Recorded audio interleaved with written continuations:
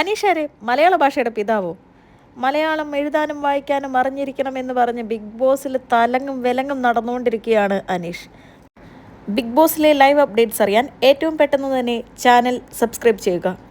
ലൈവിൽ ഇപ്പോൾ പൊരിഞ്ഞടിയാണ് നടക്കുന്നത്. വെറുതെ അടിയുണ്ടാക്കുകയാണ് കോമണർ അനീഷിൻ്റെ അജണ്ട എന്നാണോ നമ്മൾ കരുതേണ്ടത്? മുൻഷി രഞ്ജിത്തിൻ്റെ നേതൃത്വത്തിൽ ബിഗ് ബോസ് ഹൗസിലെ റോളുകൾ വായിച്ചു കേൾക്കുകയായിരുന്നു ബിഗ് ബോസ് കുടുംബാംഗങ്ങൾ.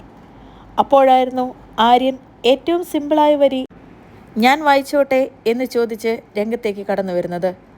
മലയാളം കഷ്ടപ്പെട്ട് വായിക്കുന്ന ആര്യനെ കണ്ട് ചൊറിഞ്ഞു കയറുകയാണ് ചൊറിയൻ അനീഷ്.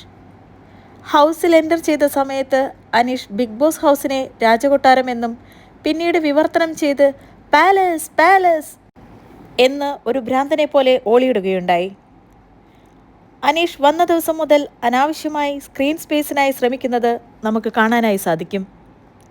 ഇപ്പോഴും ലൈവിൽ അങ്ങനെയുള്ള ഭ്രാന്ത ചേഷ്ടകളാണ് കാണാൻ സാധിക്കുന്നത് എന്ന് പറയാം.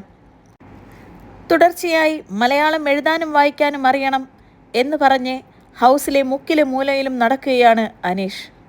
അപ്പാനി ശരത്തും അക്ബർ ഖാനും അഭിശ്രീയും അനീഷിനെ എതിർത്ത് മുന്നോട്ട് വന്നു. ഒറ്റയാനെ പോലെ ഹൗസിൽ തലങ്ങും വിലങ്ങും നടക്കുന്ന അനീഷിനെ നോക്കി ഒറ്റയ്ക്ക് വഴിവെട്ടി വന്നവൻ എന്ന് കുടുംബാംഗങ്ങളിലാരോ കളിയാക്കി വിളിക്കുന്നുണ്ട്.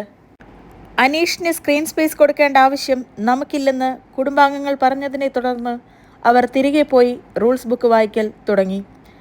ലൈവ് അപ്ഡേറ്റ്സിനായി ചാനൽ സബ്സ്ക്രൈബ് ചെയ്യുക.